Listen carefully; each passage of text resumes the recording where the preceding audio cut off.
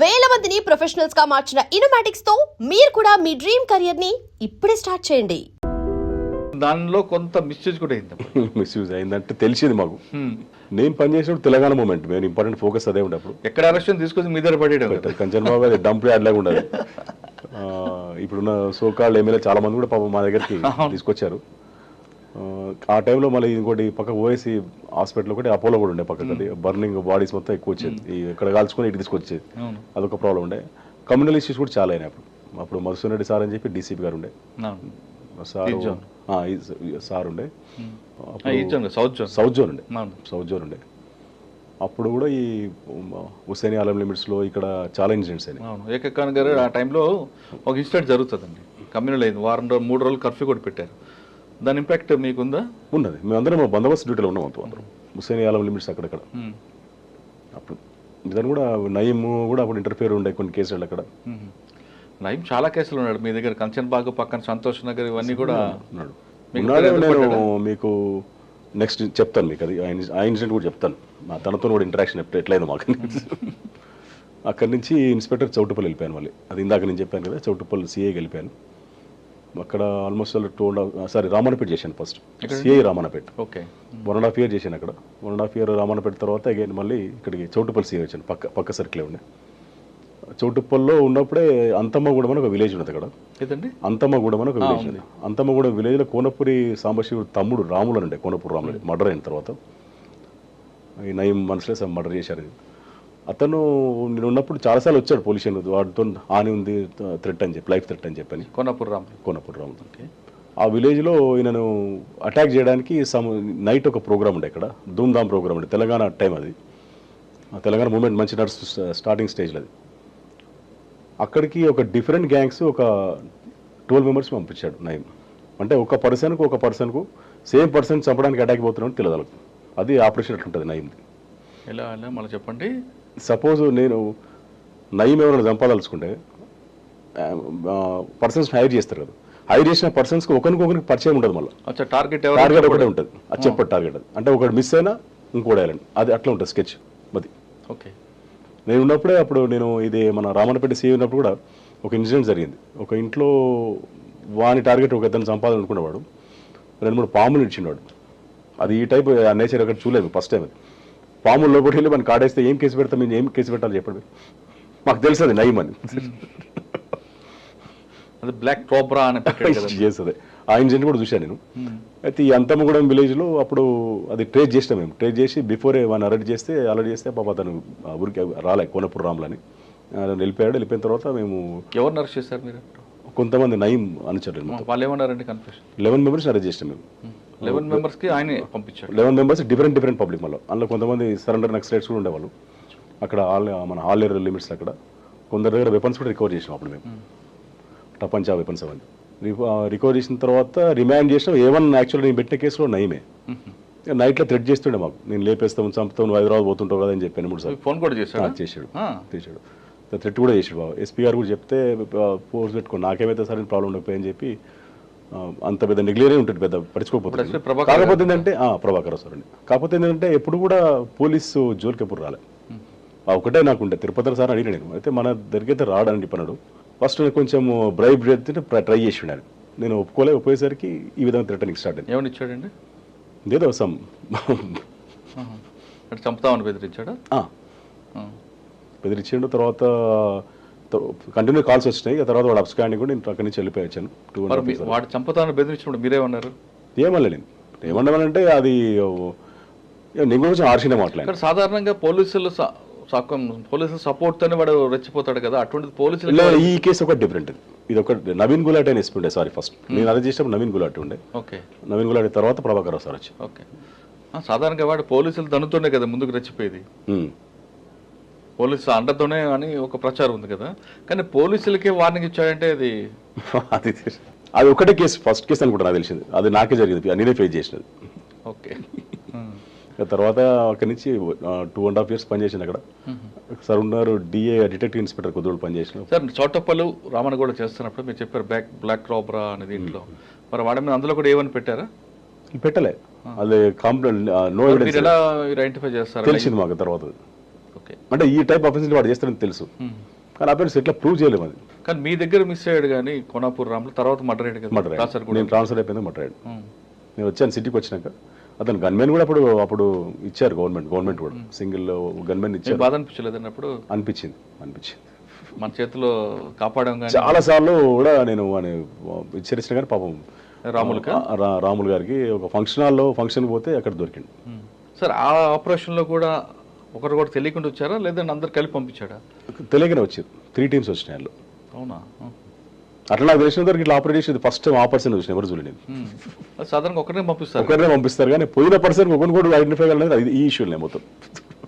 ఎందుకు చెప్తున్నా అంటే ఇంటరాక్షన్ చేసేటప్పుడు సోన్స్ టీం వచ్చినట్టు నాది లేదు సార్ అని వీడు అన్నాడు, వాడిని అడిగితే వీడు వెళ్ళదు అన్నాడు.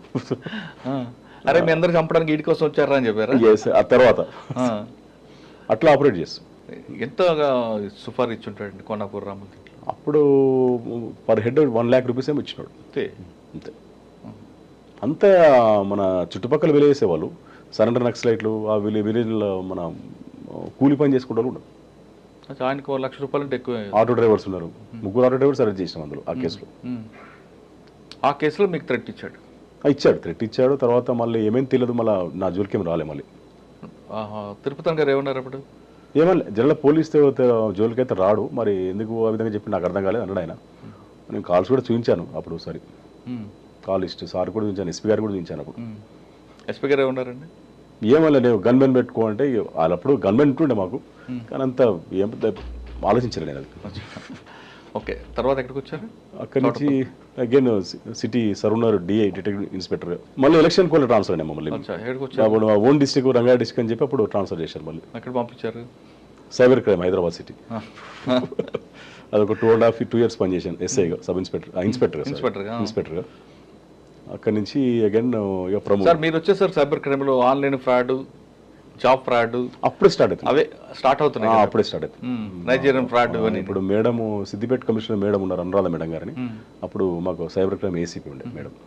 అప్పుడు ఎన్ని రిజిస్టర్ అయ్యండి కేసులు? ఏదండి కేసులు ఎన్ని రిజిస్టర్ అయ్యి సైబర్ క్రైమ్ అయ్యేది? ఇప్పుడు అక్కడ అప్పుడే మేము ఉన్నప్పుడు ఏసీపీ 4 ఇన్స్పెక్టర్స్ ఉండే. ఈచ్ ఇన్స్పెక్టర్ దగ్గర 200 to 300 కేసెస్ ఉంటుండే. పట్టుకొచ్చారు ఎవరైనా మీరు? కొన్ని తీసుకొచ్చాం, కొన్ని సాధారణ నైజీరియన్స్ అరెస్ట్ చేసిన చాలా బేబస్గా ఉంటుంది సీన్ అంటారు. సీన్ దట్ మీన్స్ ఏంటంటే మనకు పర్సన్ సేమ్ కనబడతారు, నేమ్ ఉంటుంది. మీరు 10 members పెడితే 10 members సేమ్ ఉంటారు. వాళ్ళు ఐడెంటిఫై చేయడం చాలా కష్టం, అర్థం కాదు మనకి. ఆల్మోస్ట్ ఫీచర్స్ సేమ్ ఉంటాయి. ఒకసారి మెహదీపట్నం రైడ్కి వెళ్ళాం మేము. రాబర్ట్ సమ్ నేమ్ ఉంది, రాబర్ట్ అనుకుంటా, సమ్ ఒక కేసులో సైబర్ ఫ్రాడ్లో అరెస్ట్ చేద్దామని వెళ్తే విలేజ్కి ఒక ఇంటి మీద రైడ్ చేస్తే 3 పేర్లు రాబట్టి 3 సేమ్ ఉన్నారు. ఆ కాల్ లిస్ట్తో తీసాం లాస్ట్కి. అది కాల్ లిస్ట్లో కొన్ని మోల్డ్స్ ఉండే, ఆ మోల్డ్స్ మనకు కూడా కనబడేది అసలు. యాక్చువల్గా బ్లాక్ ఉంటుంది, వాళ్ళు కనబడదు, కానీ ఏమో ఫైండ్ అవుట్ అయింది. అట్లా కొంచెం కన్ఫ్యూజ్ ఉంటుంది. అప్పుడు మీరు అనేది సైబర్ క్రైమ్ అప్పుడు ఇష్యూస్ వేరే, ఇప్పుడు ఇష్యూస్. అప్పుడేమో మీరు అన్నట్టు బయట నైజీరియన్ చేసేది, కానీ ఇప్పుడు సరౌండింగ్ వల్లే చేస్తున్నాం. పెరిగిపోయింది ఇప్పుడు సైబర్. ఇదే మనకి పెద్ద ఛాలెంజ్. మన ఫ్యూచర్లో అయితే మెయిన్ అదే సైబర్ క్రైమ్ అనేది వెరీ వెరీ ఇంపార్టెంట్. అది ganja important, drugs important, cyber crime important. ఇది మాత్రం ఫ్యూచర్లో చాలా very dangerous. Sir cyber crime తర్వాత ఎక్కడికి వచ్చారండి? Special branch Hyderabad city. Okay, ఎంతకాలం? అదొక 3 years చేశాను. ఓకే, తర్వాత 3 years ఆ నుంచి promotion, ACP promotion. ACP traffic Balanagar చేసాను. ట్రాఫిక్ ఏసీపీ బాలానగర్ చేసాను. అంటే మీరు ఉప్పల్ తర్వాత బాలానగర్ వచ్చారు? ఉప్పల్ ట్రాఫిక్ చూసారు, చేసిన కాచిగూడ ట్రాఫిక్ చేసిన, మళ్ళీ ఏసీపీ బాలనగర్ చేసిన. అంతకన్నా పెద్దదే ఇది బాలనగర్ కూడా. బాలనగర్ అంటే ఇప్పుడు మాకు ఇప్పుడు ఈ మేడ్చల్ కంప్లీట్ వచ్చేది.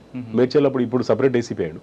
అప్పుడు నేను చేసినప్పుడు నర్సాపూర్ క్రాస్ రోడ్ పెద్ద హెడేక్ ఉంటుంది మొత్తం ఉంటుంది కంప్లీట్. అదొక 8 months దానికి చేసిన అనుకుంటా బహుశా. అక్కడ ఎందుకంటే ఎక్కువ ఇష్యూస్ ఉంటాయి. నర్సాపూర్ క్రాస్ రోడ్ అవ్వచ్చు, లేదా విమల్ థియేటర్ ట్రాఫిక్ జామ్ అవుతుంది, లేదా బీబీఆర్ హాస్పిటల్. అక్కడ మెయిన్ ఏంటంటే మైగ్రెంట్ ఫెలోస్ ఎక్కువ ఉంటారు. నీకు ఆల్మోస్ట్ టోటల్ ఇండియా కనబడుతుంది నీకు అక్కడ. మధ్యలో కూడా మిస్ అయినా, సారీ, సనత్ నగర్ ఇన్స్పెక్టర్ కూడా చేశాను, ఎస్ఐ కూడా చేశాను. ఇది హరిశ్చందర్ సార్ అని ఉండే మాకు, సార్ దగ్గర పనిచేశాను. హరిశ్చంద్ర రెడ్డి, హరిశ్చంద్ర అంటే మీరు పాత పోలీసులు పనిచేస్తుంటారు. ఎస్, ఆ ఏరియా నాకు ఐడియా ఉందా. కొంచెం అంటే డిఫరెంట్ సెటిలర్స్ ఎక్కువ ఉంటారు, కంపెనీస్ ఎక్కువ, లాట్ ఆఫ్ కంపెనీస్ ఉన్నాయి కదా. బయట పబ్లిక్ చాలా మంది మైగ్రేట్ పబ్లిక్ ఎక్కువ అక్కడ, సెటిలర్స్. అట్లా ఆ విధంగా ట్రాఫిక్ అసలు అవేర్నెస్ ఏముండదు అక్కడ. మీరు ఇటు పోతే టువర్డ్స్ జీడిమెట్ల రోడ్ పోతే అది మరీ ఘోర అసలు అవేర్నెస్ అసలు ఉండదు. ఇక మేడ్చల్ సుచిత్ర మీకు చాలా పెద్ద జంక్షన్, అప్పుడు మన సీఎం గారు ప్రోగ్రామ్ డైలీ ఉంటుండే మాకు ఆల్మోస్ట్ ఆల్. ఇది మనకు up to Shamirpet Gajwel border వరకు వస్తుంది మాకు. ఓకే. టఫెస్ట్ డ్యూటీ అది. డైలీ ఆల్మోస్ట్ ఆల్ మేము మొత్తం రోడ్ల మీద ఉంటుంటే మొత్తం. సార్ మీకు ఎక్కువ రోడ్డు మీద జాబ్ ఉంటుంది, ట్రాఫిక్ మీకు ఆఫీస్ అంటే కనిపించదు. మరి ఎలాగండి, ఎంత ఇన్కన్వీనియన్స్ ఉంటుందా? మీరు ఎప్పటి నుంచి చూసినా సరే బాలనగర్లో ఆ నర్సాపూర్ క్రాస్ ఎడదారు బండిలో కూర్చొని ఉండేవారు. నేను చాలాసార్లు చూసా. అయితే అటు లేదంటే నర్సాపూర్ రోడ్డు లేదంటే కుక్కటిపల్లి వై జంక్షన్ వైపు ఈ బళ్ళు మీకు వెహికలే ఆఫీసా? ఆల్మోస్ట్ వెహికలే అంటే ఏసీపీ లెవెల్లో ఉండదు అనుకోండి, ఇన్స్పెక్టర్స్ కూడా. మీకు ఏసీపీ లెవెల్లో కూడా అక్కడ ఫతేనగర్లో ఉండేది ఆఫీస్ అనుకుంటా. ఇందులోనే ఉండదు. మనం అది ఉంది కదా, మనం టువర్డ్స్ జీడిమెట్ల రోడ్ ఉండే. అచ్చా అచ్చా, పాత సిసిఎస్ లోపల ఉండదు అందులో. సిసిఎస్ ఐడిఎల్ ఐడియల్ కాలనీ లోపల ఉండే. తర్వాత బాలనగర్ తర్వాత అంటే బాలనగర్ నుంచి ఎక్సైజ్కి వెళ్ళిపోయాను. ఎక్సైజ్ 3 years చేశాను. అక్కడ ఏముందండి వర్క్? ఎక్సైజ్ టాస్క్ ఫోర్స్లో మనకి మెయిన్ ఇంపార్టెంట్ యాక్చువల్గా అక్కడ ఎక్సైజ్లో మా 4 పోస్టులు ఉంటాయి. 2 డిఎస్పీలు 2 ఇన్స్పెక్టర్స్. ఇవి మన డిప్యుటేషన్లో పనిచేయచ్చు. 1 అడిషనల్ ఎస్పీ ఆల్సో. ఈ 4 పోస్టు మనం సివిల్ పోలీస్ నుంచి అలా డిప్యుటేషన్లో పనిచేయచ్చు. అందులో కూడా అది కూడా బాగానే ఉంటుంది జాబ్ అది. అంటే దానిలో ఎన్ఫోర్స్మెంట్ ఉంటుంది, తర్వాత ఇన్కమ్ పర్పస్ గవర్నమెంట్ ఇన్కమ్ ఎట్లా రావాలి, మీ 2 రకాలు ఉంటుంది. అంటే గవర్నమెంట్ ఇన్కమ్తో పాటు ఆఫీసర్ ఇన్కమ్ కూడా ఉంటుంది అంటారు. అది ఎక్సైజ్ డిపార్ట్మెంట్లో మేము డిప్యుటేషన్కి వెళ్ళాము కదా. అందులో మెయిన్ ఇంపార్టెంట్ ఏంటంటే ఈ గంజా కేసెస్, తర్వాత ఎంఆర్పి రేట్స్ అని ఉంటాయి, తర్వాత ఇప్పుడు కల్తీ ఉంటుంది, మనం డైల్యూషన్ అంటారు దాన్ని. ఇప్పుడు మీరు ఎక్కువ బార్స్లో వెళ్తే లిక్కర్లో కూడా డైల్యూషన్ డైరెక్ట్ ఒరిజినల్ విస్కీ ఇయ్యాడు వాడు, కొంచెం డ్రింక్ వాడేస్టులు అందులో వాటర్. ఎలా అంటే ఒకసారి చెప్పండి, ఒక బార్లోకి వెళ్ళాం అనుకోండి, బార్లోకి వెళ్తారు, ఒక పెగ్